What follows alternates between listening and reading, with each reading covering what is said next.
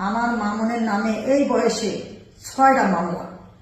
এই 6টা মামলা চালাইতে গিয়া ওর শখের গাড়ি পর্যন্ত বিক্রি করছে, অনেক কিছু শখের অনেক কিছু বিক্রি করছে, করিয়া মামলাগুলা চালাইতেছে।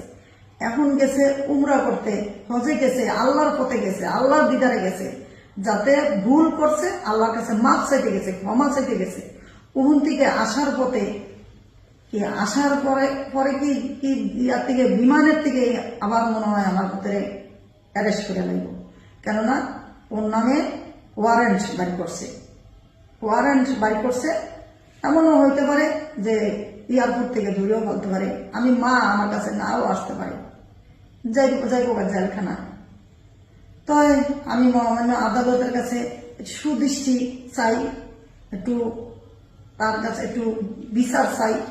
আমি তো কোনো জায়গায় কোনো আইন করিনি, আদালত করিনি, মামলা করিনি, মহাদিনা করিনি, কারো কাছে কিছু চাইনি, কারো কাছে কিছু বিচার দিইনি।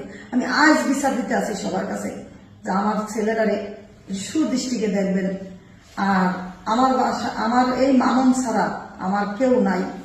আমি নিজে অসুস্থ, আমার হাড়ের সমস্যা, আমার কোমরের হাড় হয়েছে, ওর বাবা অসুস্থ, আমার তিনটা প্রতিবন্ধী ভাই বোন আছে, কথা বলতে পারে না, তারা কাজ কামও করতে পারে না। যদি কাজে যায়, মানুষের কাজে নেয় না, প্রতিবন্ধী, ওরা কি কাজ করব? তখন মামুন বলতেছে আমি আছি, আমার ভাই বোন আমি পালন, আমার ভাই বোন কারো কাছে দিব না যে কাজ করতে। আবার এর লোক আমার 2টা নাতিনও আছে। এখন এই সংসারটা আমার কে হালদা ধরব? আমার এই সংসারটার ভিতরে কে এক মুঠি চাল দিব? আমার এই সংসারটার ভিতরে কে আমারে দেখব? কে আমার 2 টাকার ওষুধ কিনা দিব? আপনারা সবাই একটু, আমার যত ছেলে মেয়ে আছে সবাই, আমি তো আপনজন বানাইছি। আমি কিন্তু প্রত্যেক ভিডিওতে বলছি যে মামুন আমার সৎ ছেলে, আর যত বাংলাদেশের যত ছেলে মেয়ে আছে সবগুলো আমার আপনজন। কেননা ওরা যদি আমার মামুনকে ভালো না বাসতো, তা আমার মামুন একটু আসতে পারতো না।